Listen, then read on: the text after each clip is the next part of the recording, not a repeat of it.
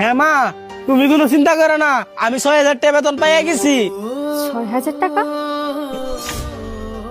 মা তুমি কোনো চিন্তা করো না, আমি সন্ধ্যার ভিতরে তোমার অ্যাকাউন্টে টাকাটা পাঠাই দিব। 6,000 টাকা মাইনে?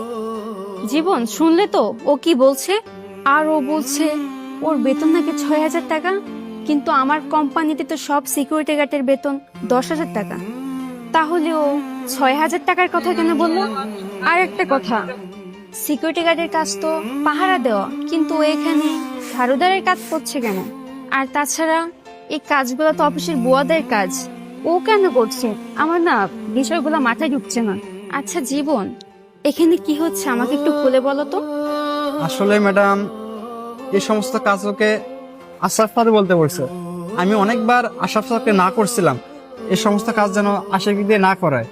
বলেছিলাম যে একজন সিকিউরিটি গার্ডকে দিয়ে এই সমস্ত কাজ করা ঠিক না, কিন্তু উনি তো আমার কোনো কথা শুনলো না, উল্টো আমাকে আরো ধমক দিল। মা তুমি চিন্তা করো না, আমি বাইসা থাকতে তোমার কিছু হইতে দিব